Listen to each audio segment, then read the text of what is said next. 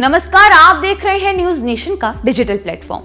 भगवान श्री कृष्ण के जन्मोत्सव को लेकर ब्रजभूमि में खुशियों का माहौल छाया हुआ है। हर किसी के मुख पर मुस्कान और जुबां कह रही है, नंद के आनंद भयो जय कन्हैया लाल की। भक्तों के समूह थिरकते हुए लगातार ब्रज पहुंच रहे हैं। इस बार जन्माष्टमी पर द्वापर जैसे योग बन रहे हैं।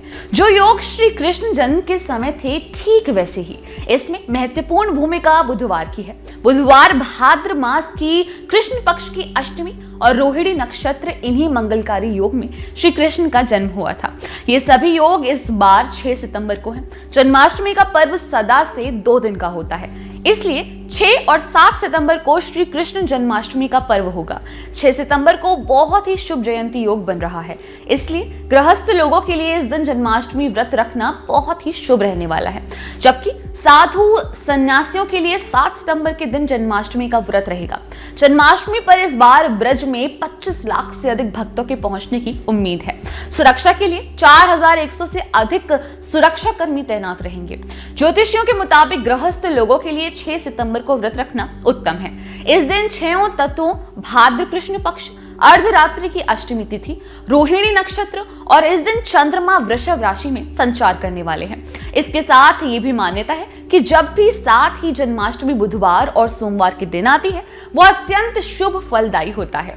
ज्योतिष के जानकार बताते हैं कि जयंती योग में जन्माष्टमी का व्रत करने का काफी महत्व है। इस दिन श्री कृष्ण की आराधना से 3 जन्मों के पाप से मुक्ति मिलती है। जब भी अष्टमी तिथि पर रोहिणी नक्षत्र पड़ता है तो उसे जयंती योग कहा जाता है।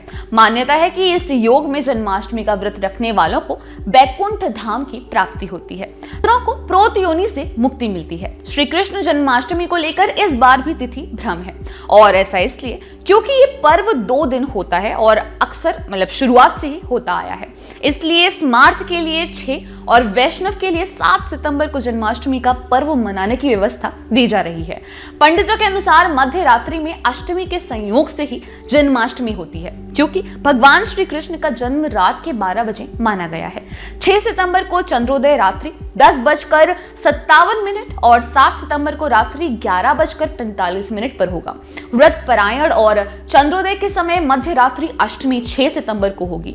6 सितंबर को मध्य रात्रि में भगवान श्री कृष्ण का प्राकट्योत्सव के बाद ही जन्माष्टमी के व्रत का पारण होता है। यह सबसे बड़ा और लंबा व्रत होता है। इस बार व्रत के पारण समय चंद्रमा अपनी उच्च राशि वृष में रहेंगे। ज्योतिषियों की राय में वैष्णव जन उदयकालीन अष्टमी के मुताबिक 7 को जन्माष्टमी का पर्व कर सकते हैं। यूं तो जन्माष्टमी 2 दिन होती है, लेकिन इस बार सरकारी कैलेंडर और पंचांग में मेल नहीं है। जन्माष्टमी की सरकारी छुट्टी 7 सितंबर की है, जबकि जन्माष्टमी का व्रत 6 सितंबर को है। इस बार 6 सितंबर बुधवार को दोपहर 3:37 से अष्टमी तिथि का प्रारंभ होगा। अष्टमी तिथि 7 सितंबर को शाम 4:14 तक व्याप्त रहेगी। इसी प्रकार रोहिणी नक्षत्र, जो कि वही नक्षत्र है जिसमें भगवान श्री कृष्ण का जन्म हुआ था, वो 6 सितंबर की सुबह 9:19 से 7 सितंबर को 10:24 तक रहेगा।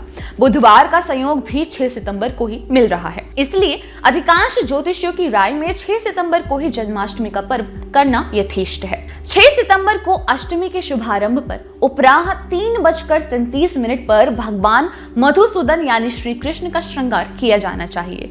यह स्वागत होगा भगवान श्री कृष्ण का रात को 12 बजे। जन्मोत्सव के समय लड्डू गोपाल जी का पहले गंगा जल और उसके बाद पंचामृत से स्नान कराना चाहिए। फिर श्रृंगार करके आरती करें और व्रत पारण करें। खैर, आप भी इस पर अपने विचार कमेंट सेक्शन में जरूर शेयर कीजिएगा, और साथ ही श्री कृष्ण जन्माष्टमी से जुड़े तमाम सवाल भी आप कमेंट सेक्शन में कमेंट कर पूछ सकते हैं। तो आज के लिए बस इतना ही। देश दुनिया की छोटी और बड़ी तमाम खबरों की जानकारी के लिए जुड़े रहिए मेरे यानी अंशिका शर्मा के साथ, सिर्फ और सिर्फ न्यूज नेशन पर। धन्यवाद।